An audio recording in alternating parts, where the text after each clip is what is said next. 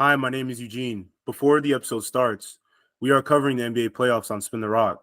So don't forget to stream our podcast on all platforms and follow us on all social media platforms as well.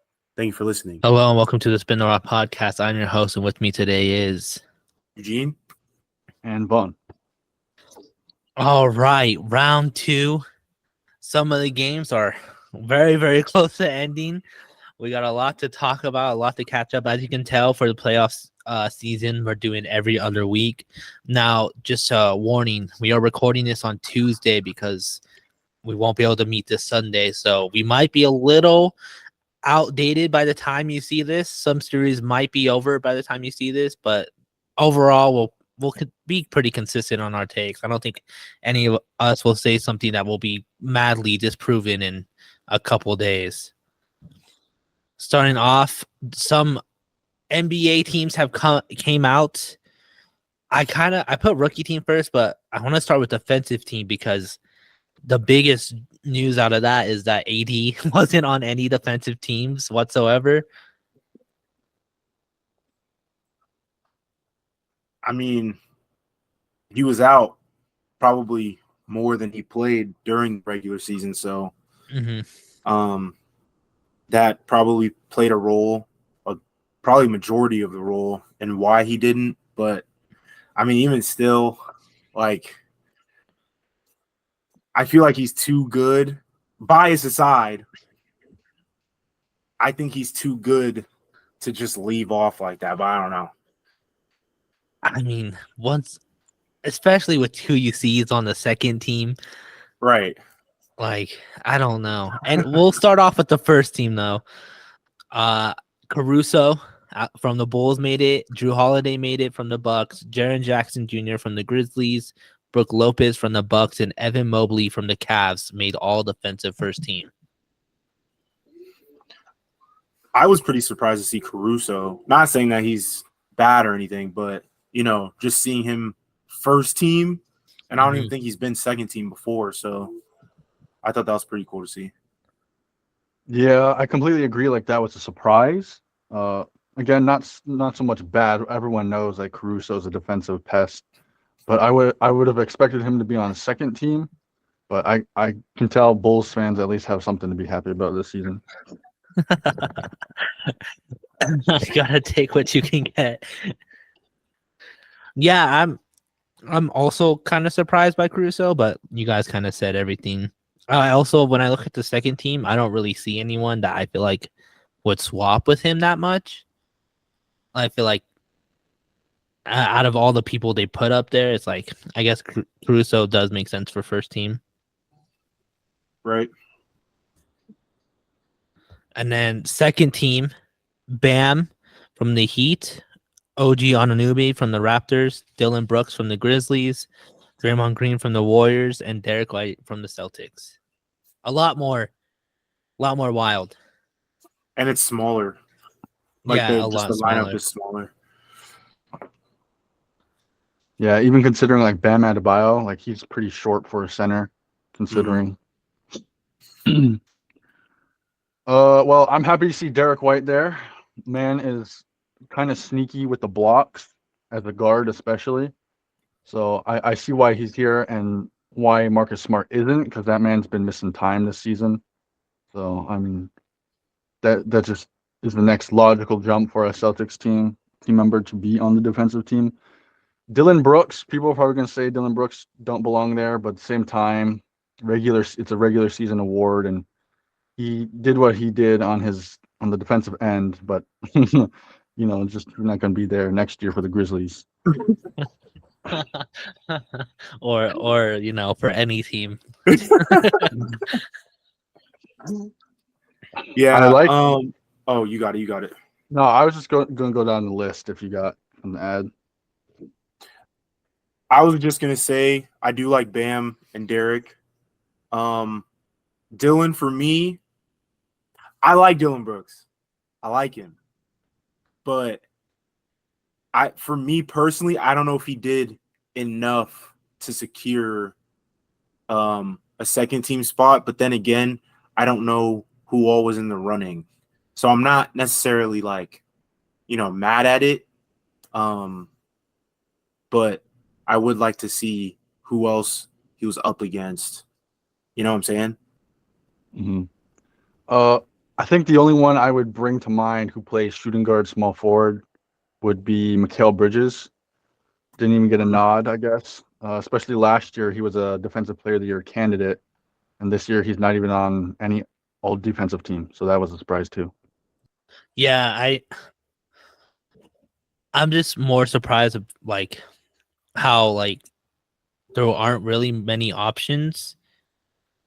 Like, I feel like even though he's a rookie, I feel like Walker Kessler wasn't even in the running, which is kind of surprising because like every year there's at least like one really like random vote.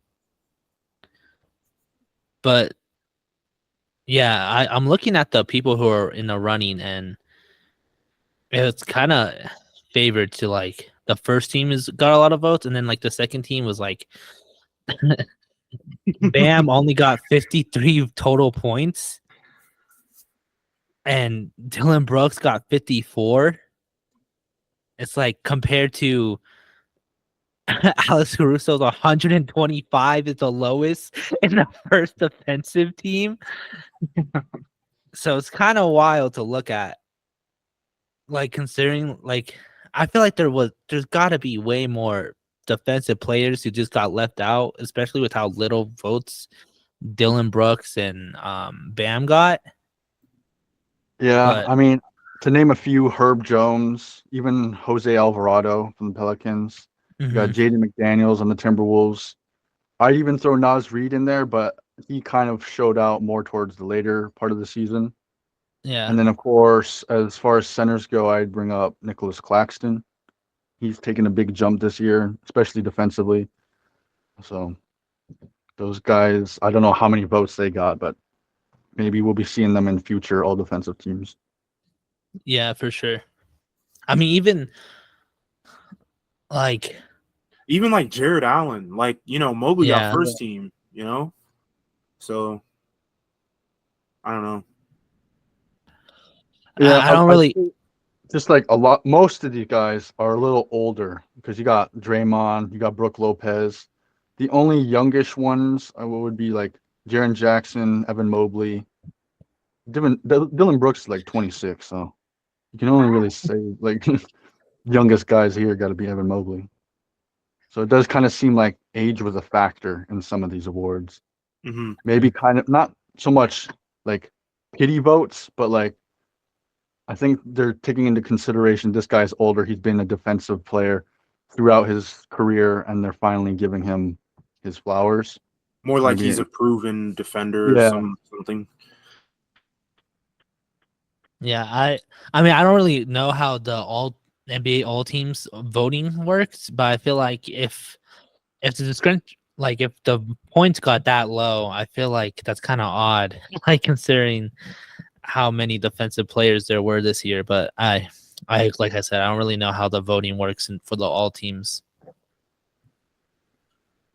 All right, next is the rookie teams. All NBA first rookie team: Paolo Banchero from the Magic, Walker Kessler from the Utah Jazz, Benedict from the Pacers, Keegan Murray from the Kings, and Jalen Williams from the Thunder. I mean, I like that first team. I thought low key they're gonna sneak Benedict in the second team the way they've been treating him all year long. I But thought they were he's in too. Because at first, when I saw both teams, I didn't see his name. So then I was like, wait, that something's not right. And then I reread it and I was like, okay, all right. Yeah, But I'm yeah, also surprised he made first team just because he wasn't even in the running for the rookie of the year.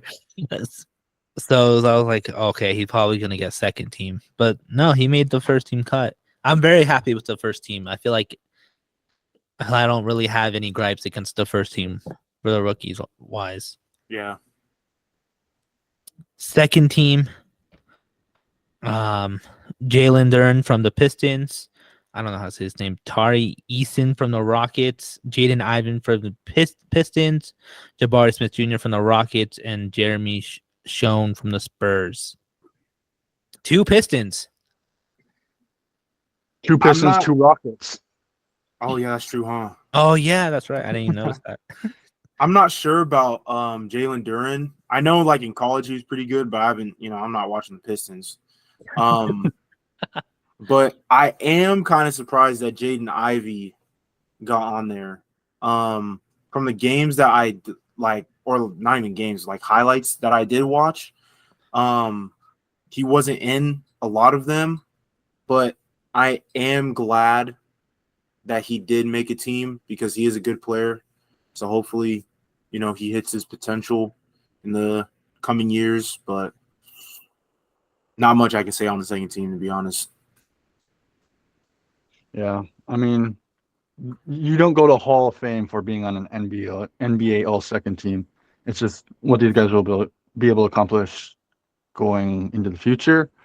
I really can't say much about Pistons players either. Didn't really watch them. I can say Terry Eason. I guess if you're gonna like fight for the second team, he deserves to be on here because he's probably about one of the only players that actually tries defense on the Rockets team. So The only one who's not shooting like a AU. yeah. Yeah, I'm kind of surprised that it was two Rockets, not just because of I wasn't watching any Rockets game. I didn't even watch highlights. I'm not gonna cap.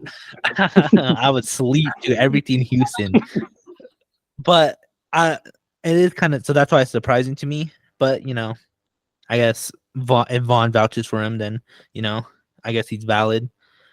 One Spur though, the only Spur to make all rookie. A good Spur, though.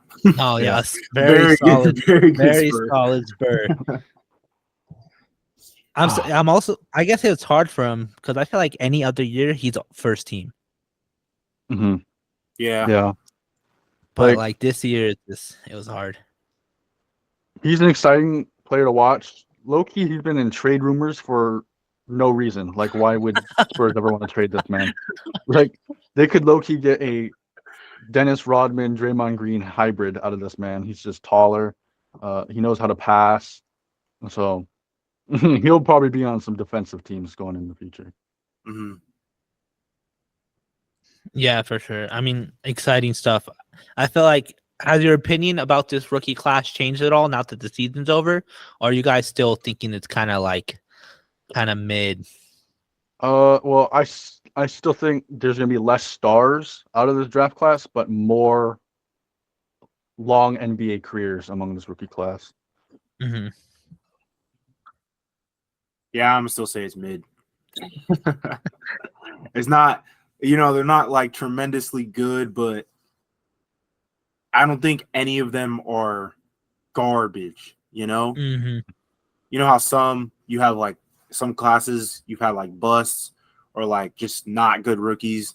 I don't think we have a not good rookie. It's just like, what can they do going forward? The only one, which me and a buddy were talking about yesterday, actually, the only rookie that we haven't seen yet is Chet. So Yeah, true. I'm excited to see him play next season, see how the team works with him. Yeah. But yeah. Yeah, I also am not changing my opinion exactly for the same reason. It just doesn't also help that like this year's like the teams they were on, like they're always bad teams. But I feel like this year they're just extra bad. Like it's just extra bad. So I just think give them more time for sure, especially with the Kings and Thunder. I feel like Keegan Murray, the 1 year the Kings want to be good is when he's a rookie, so he didn't really get to shine as much as he probably would have on any other team. But we shall see. All right, last piece of news, as we all know, the Bucks lost to the Heat, and something's got to change. But I didn't think this would be the change that they made. Mike Budenholzer is fired, out of there. What do y'all think about this? Okay. He wins you a championship and you fire him during a time where his brother died. Like, obviously, he's not going to be locked in. Like, come on. At the same time, I remember the play of the last game. Like they didn't call a timeout to take the final shot, and it ended up with a Heat win. Well, like they do be blaming Budenholzer for that, and he does share some blame. But any player could have taken that timeout as well. So it's kind of like if that's going to be the main focus of like his slip ups as a coach this playoff series, like I feel like it's unjustified for that one. Oh yeah. The play sounds very familiar, like something I witnessed last night. But Yeah. but anyway, yeah, I think I didn't realize like he had a death in the family. But I think it's kind of surprising, especially coming off a chip like what 2 years ago, right? Mm-hmm. Yeah. At least give it another season, you know. Like, I understand, you know, best team in the league, whatever. But I think maybe the front office just kind of went into panic mode. You know, one seed shouldn't be losing in the first round, but yeah, I don't know. He'll definitely find another job somewhere though. Oh, He's a for good sure. coach. I just feel like let's say the Bucks like got swept. I feel like even then, a ring in the last 2 years, you should not be fired. Like it's not like the ring was like a long time ago. Like no, he like just had a ring. Like 2 years ago was not that long ago. Right. So it's kind of also with like the team. It's also the players were kind of inconsistent this year. Chris Middleton hasn't been the same.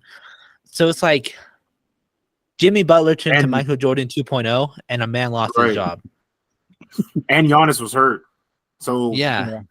it's like how do you it's hard to coach a team like an injured team or like, you know, a team with lower chemistry than what they're used to because, you know, stuff is different. Mind you, the other team going or, you know, star player on the other team going crazy. So, and then, you know, the personal stuff he got too. Yeah. It's just a lot to juggle, but it is what it is. NBA's business. We all know this. Yeah. I'm just curious on who they're going to replace him with. Like, that's going to be interesting to see. I've seen Nick Nurse get thrown in the hat, which is kind of crazy because that's the first coach that got fired because of Jimmy Butler this playoffs. So Jimmy might be going for a third with Tom Thibodeau here. Hey, he might though. Like actually, he might. Nick's holding on for dear life right now. Speaking of which, we have some playoff talk before our main topic today. Like I said, we're in the second round. I think it's mostly game fives. Yeah, game fives are today and tomorrow. So let's talk playoffs. How are y'all feeling about the second round so far? I've been enjoying it. Like there's some 3-1 series right now, but a lot of those games were close, like real close. So like maybe a few years from now, people be looking at this playoffs and see 3-1, but like not realize how competitive it actually is. And I've been living for it, man. Like all the second round series have been entertaining so far. Yeah, definitely better than the first, as it should be. I think I've watched at least one game of every series. Or at least, you know, some of the game. We just gotta put Curry away, man. We put him away at the chip. We coming out of the West. But yeah, I'm excited. It's very interesting to see or even just think about the potential finals matchups too. Now that, you know, the Bucks are out,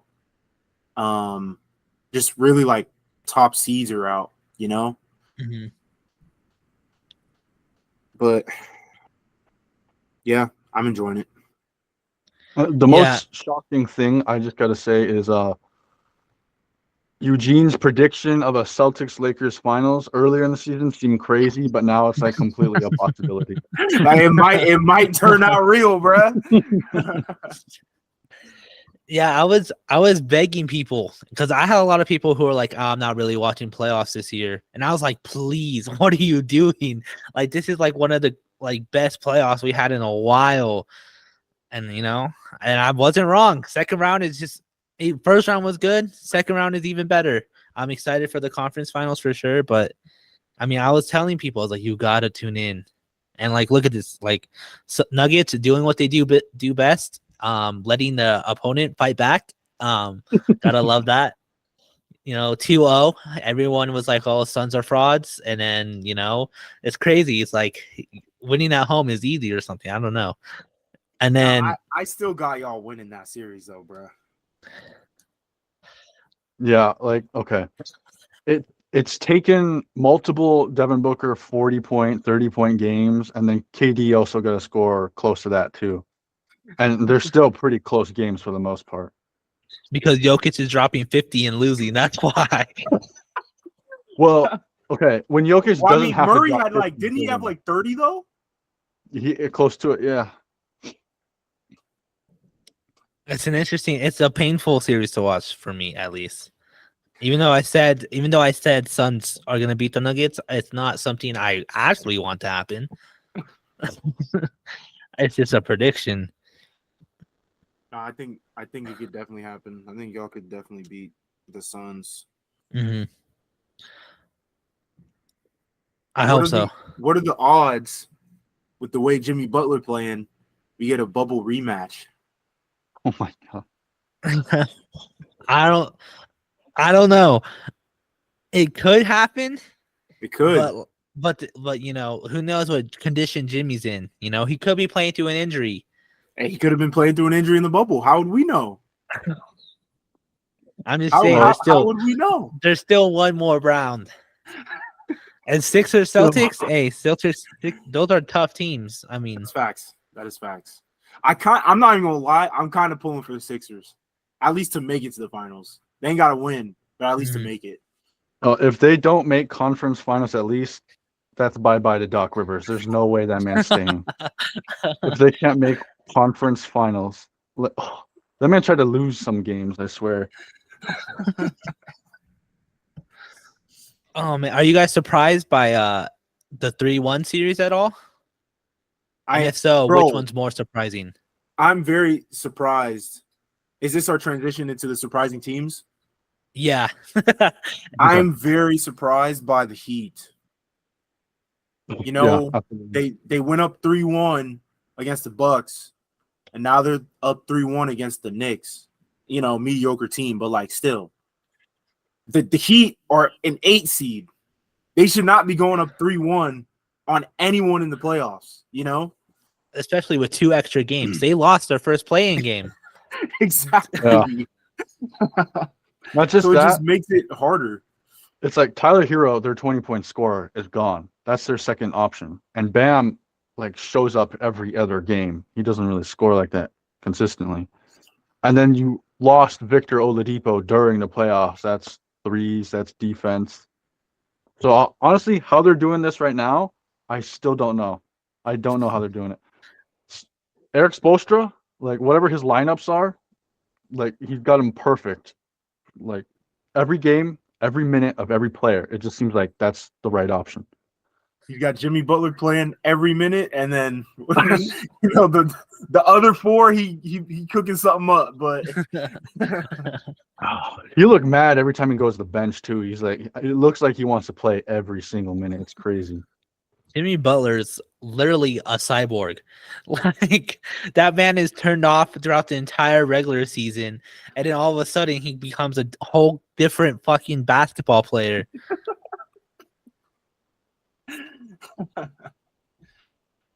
Yeah, the Heat. The Heat. I don't know what they got cooking, but they got something cooking.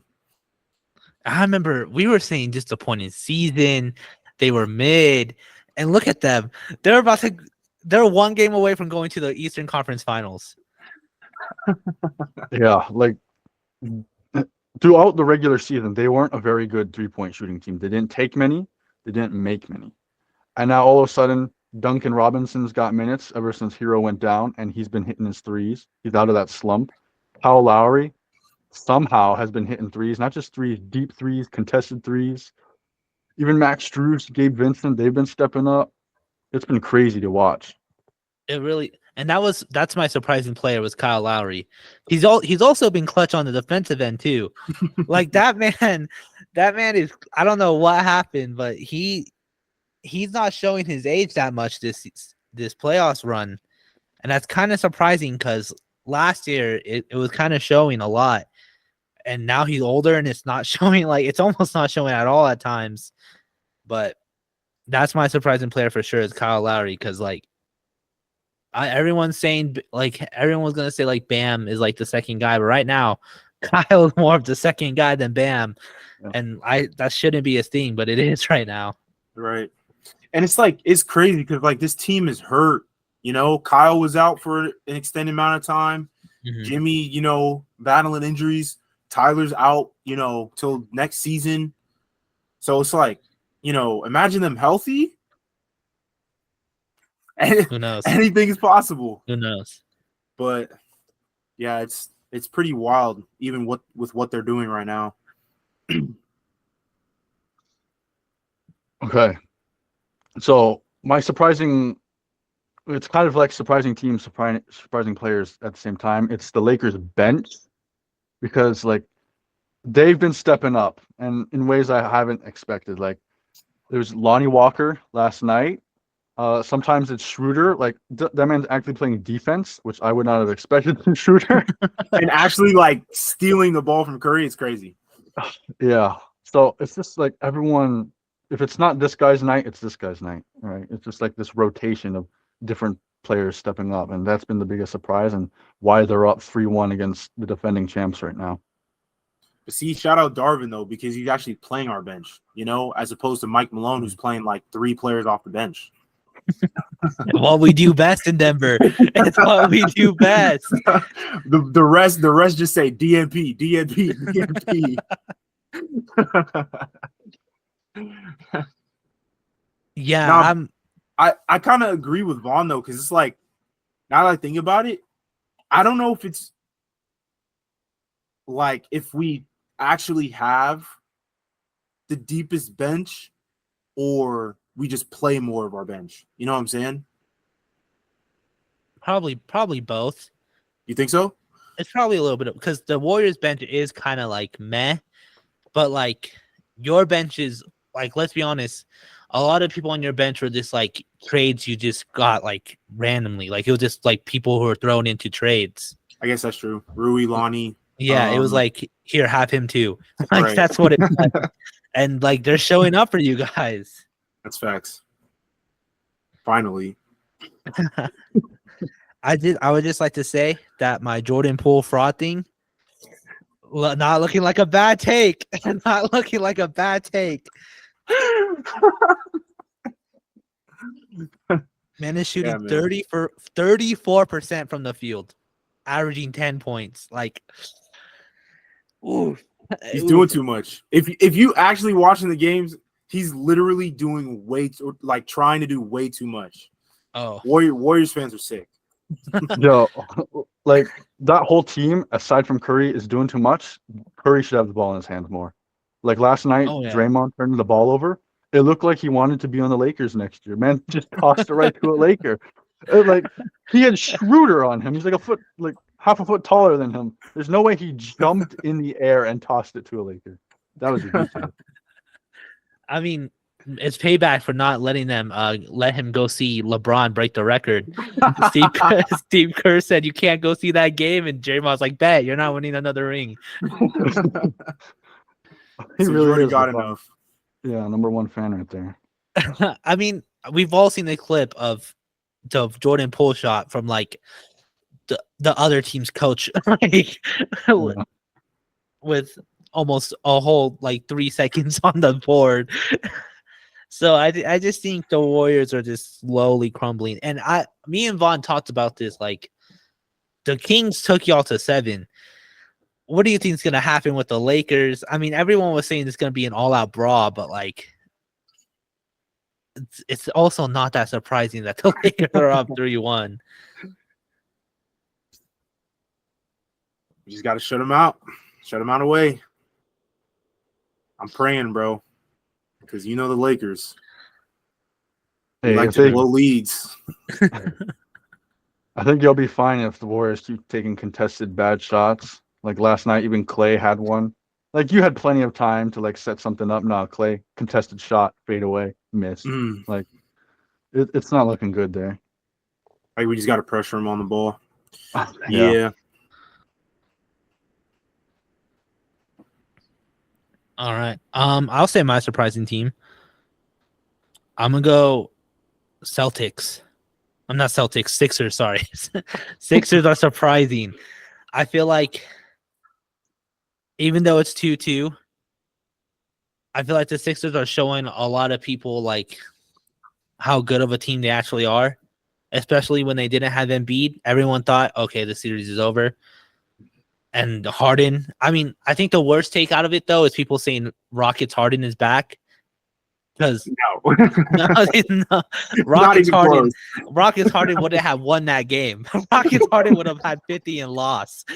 Like, A 50-point triple-double and lost. yeah, like that's not Rockets Harden. That's Sixers Harden who's been playing like that all season, and y'all were just sleeping. Right. So I think that's surprising. I think it's a lot more surprising to people who don't really, keep up that much. But I feel like it's even surprising to like people who try to watch as much as they can. Because like I'm not gonna lie, I saw him beat out, and I was like, "Oh, series over." I was like, "Series is over." So I think my surprising team is Sixers for sure. Mine, by extension, was Harden was my surprising player. I did tell you without Embiid they could win one game, and they won that game. And like he's had one bad playoff game, and that was like game 3, I think. Ever since then, it's just been exploiting the Celtics defense. He's been getting free throws. He's been hitting contested 3-point shots. He's been getting every good pass to his teammates. Embiid wanted to sell that game, man. Horford was locking up and he was getting scared, and he just gave it to Harden, and Harden was able to score, bring it to overtime, and then won in overtime.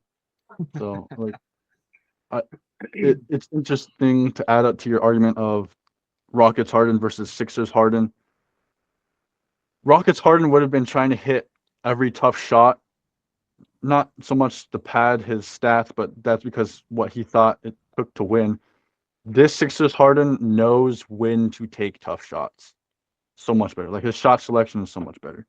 So it's just like, even at, what is he, like 33, 34, he's still like evolving himself as a player. Which is, what was I about to say?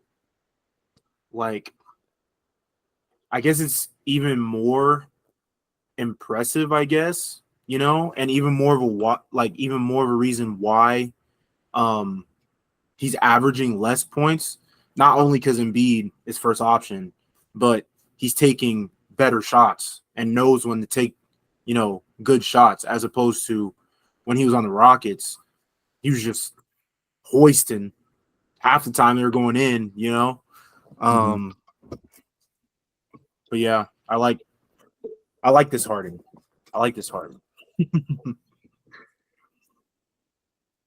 My surprising player is actually a negative. Oh, I didn't even think about a negative surprising player. That's good. Also, bias aside, Jason Tatum. Jason Tatum, in no way. He's not hooping. He's not hooping right now. He had 7 points in the last. I think it was last game. 3 games ago. Was it? Yeah. Then when did he have 10 points one game? No. All right. His stat lines for the Sixers has been 24 points, 27 points, 7 points, 39 points. Then maybe I'm bugging. Yeah. Hey. He had a 19-point game against the Hawks, but the rest were 39, 30, 31, 29, 29, 25.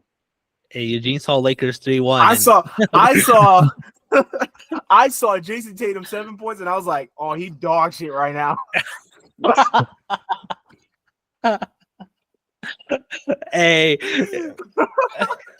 that no bias is the quickest invalid no bias I've ever seen. I watched that game and I was like, nah, he ain't hooping, bro.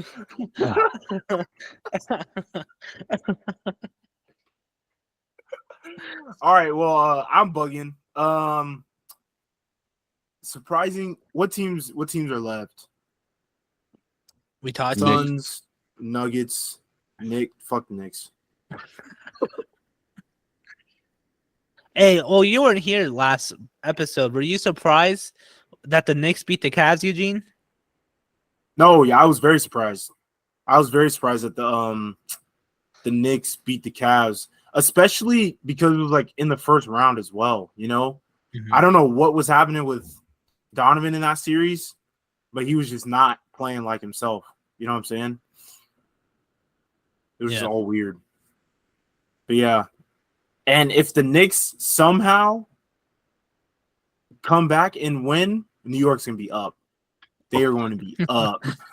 You do not want to see the Knicks in the conference finals. They're going to be crazy lit. Yeah. I don't think they will make it. No, they definitely won't, but I wouldn't say definitely won't. I thought they were definitely a lock to beat the Cavs, and they only lost one game. And now, I love Jimmy Butler. It's still going to be tough, I think. That man, I don't Josh know. Hart, he's a hound. That man, Julius Randle, if he's not up chucking shots, like this man will shoot a contested three in the corner with 20 seconds left on the clock. Like, I don't know how you're going to win playoff basketball playing like that. So if they clean up, no turnovers, limit those turnovers, better shot selection, maybe just give that ball to Jalen Brunson more. That man proved why, like, he was so good on the Mavericks. They're in the playoffs now. Better than RJ Barrett, bro. Bro had one good game in that first round against the Cavs. I was going to put him as biggest disappointment, and then he had his career high in playoffs. I'm like, okay, I'll hold off. But then ever since this Heat series started, I was so wrong to leave him off. Just most disappointing. $100 million for that. That's crazy. That's so funny. I don't know, bro. I think Jimmy will clutch it. Where do they play next? They play tomorrow at New York, I'm pretty sure. They could steal that. Even same in like the Lakers series, the Warriors can steal that. But I think the furthest it'll go is 6. That's just my opinion, though. Plus, I feel like Jimmy likes like he enjoys playing away games. You know, yeah, like he just feels better. Yeah, I mean, did you see his face after they lost that second game? Man was smiling, like that's not someone you want to see the next day. Like it's a psycho, bro. No, for real. Okay. I'll just say this: like, I'm not confident that one team will come back from 3-1, but in NBA history, that's only come 21 times, and I think the last 8 of them were the last like 6 years or something crazy like that. I want to say last decade, but to have a concentration of 3-1 comebacks in this amount of time, it just feels like that's going to happen at least once this playoffs. Like it's bound to happen. It's bound to happen. Maybe it's not these ones. Maybe it's a conference final. Maybe we even see a finals one time. But I want to say that's going to happen again. Yeah, I don't know. I feel like if anyone's gonna do it, it's the Warriors.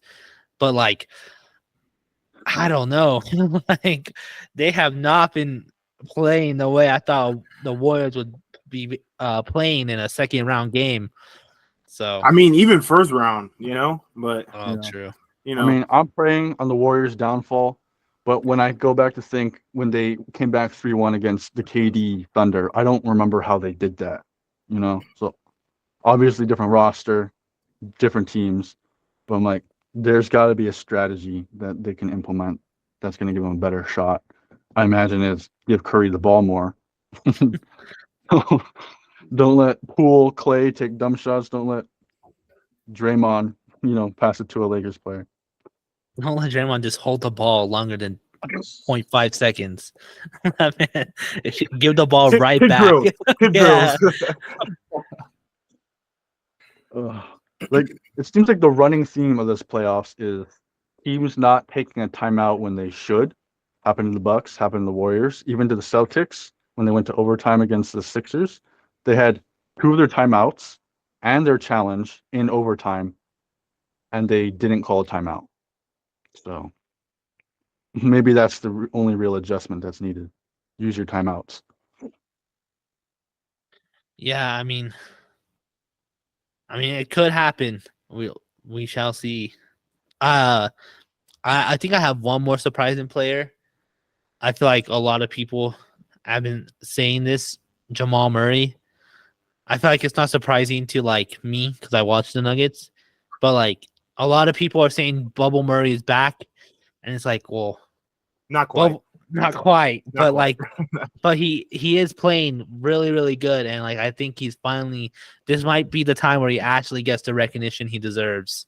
Especially coming off of his injury. I agree. Yeah. Yeah. Like I feel like now is the time. If he's gonna get the recognition, now is the time. Especially with MPJ not not not playing well, and Aaron Gordon just being wishy washy, like dominated the first round. Being Aaron Gordon. Yeah, dominated the first round and then hasn't done it since. So Well, okay, that's because he had Cat guarding him, and Cat don't play defense. True. He said, "Let's talk about it." But like, is Ayton that much better than Cat? I mean, Ayton's not playing the same way either. Man doesn't even go for rebounds anymore. Yeah, well, problem is he's guarding Jokic now. He's not guarding True. Zubac. Zubac is a little more, you can do something. Like this man, Jokic passes. He's got handles for way too much for a 7-footer. Obviously he scores at will. He had that 53-point game, even though it was a loss, but it's still impressive. But like going back to your point of Jamal Murray, like playoff Murray exists. Like his stats are up from the regular season. He's just that guy. And he's gonna have to continue to be that guy, maybe even add more to it if MPJ is not doing his thing. If Michael Porter Jr. doesn't get his offensive game, he's at least got to get his defensive game straight because he's getting cooked. Like it doesn't matter who's guarding him. It could be Booker, could be KD. Obviously, they're going to score on you, but it looks like they're just dancing around him. Yeah, I mean, yeah, I have nothing to add to that. I just want to talk about Murray more. I have nothing to say about MPJ. I think it's crazy though that like Murray finally had enough and was like during the TNT interview was asked is Bubble Murray's back and man's had enough of it and was like I've always been here. I've always been this good. Y'all I don't know what else I have to do to prove that I'm I'm second in command here, but when you're playing with Jokic, like even like it's hard to get some shine. That man like gets highlights left and right. So do you think with Chris Paul being out, it's harder for him? Because I think that's surprising that with Chris Paul out, the Suns have been winning their games as opposed with. So Chris Paul's out with an injury, right? It was game 2, I think. He went out early. Yeah. And now Phoenix has been winning their games. Do you think that plays an aspect in guarding Jamal Murray? Because I think Landry Shamet, Torrey Craig, those guys have been guarding Murray more, obviously with Chris Paul out. I think that like it's just like home and away. I feel like we have to see how the Suns play against Murray at a home game. Because like it's literally just been home game win, home game win, home game win, home game win. That's true. So it's like until someone wins an away game, I feel like it's hard to tell who's like besides like the obvious people who are not doing well. It's going to be hard to tell from the stars like, hey, this person isn't showing up in this because Murray is still like dropping a good amount of points. Yeah. And like you said, the Suns are still winning games, but like I just think it just comes from what's gonna happen in Game 5. Mhm. That's fair. Plus, you got that Denver air, that altitude that might have an effect, or it doesn't. I don't know when it comes to basketball. Yeah, I have no clue. I don't really hear anyone basketball wise talk about how the altitude affects them.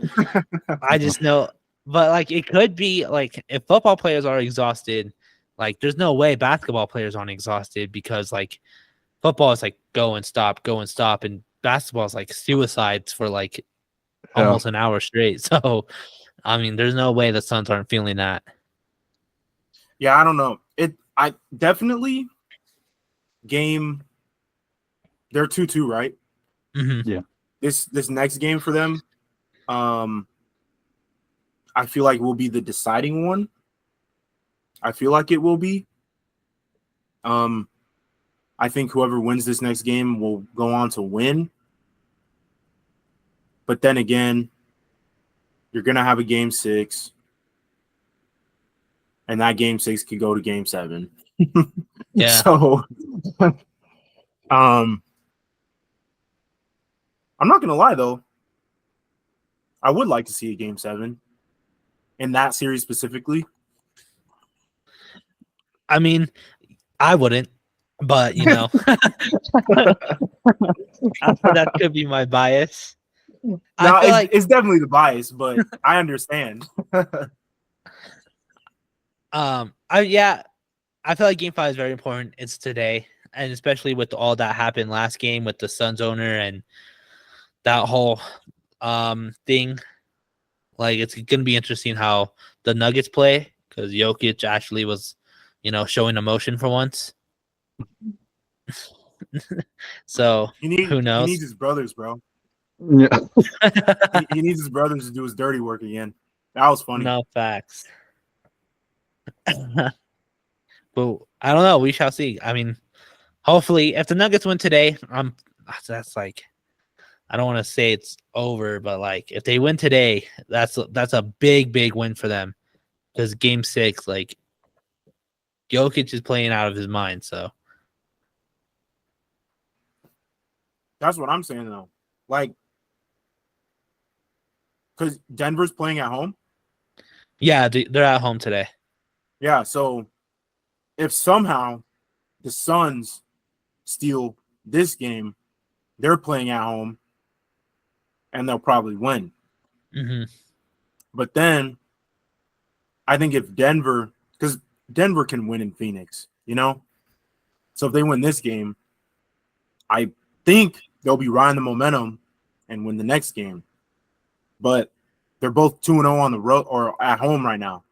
So it's kind of hard to see. That's why I think this game is such a pivotal game. Oh yeah, for sure. All right. Any last surprising teams or players?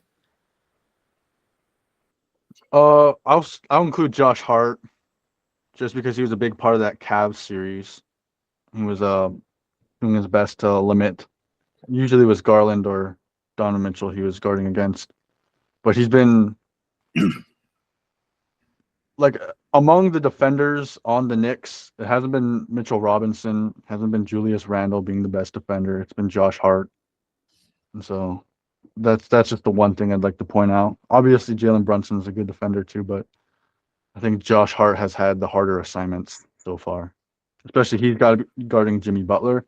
Like it's an impossible task he's been given. I was just gonna say the Knicks as a whole. I didn't even see him making it this far, so I think they're just pretty surprising in general. But yeah, if they were going to win a playoff series, it'd be against an injury-riddled Heat team. They would not have wanted to face the Sixers or the Celtics. So if they can't even get this W, then something's got to change.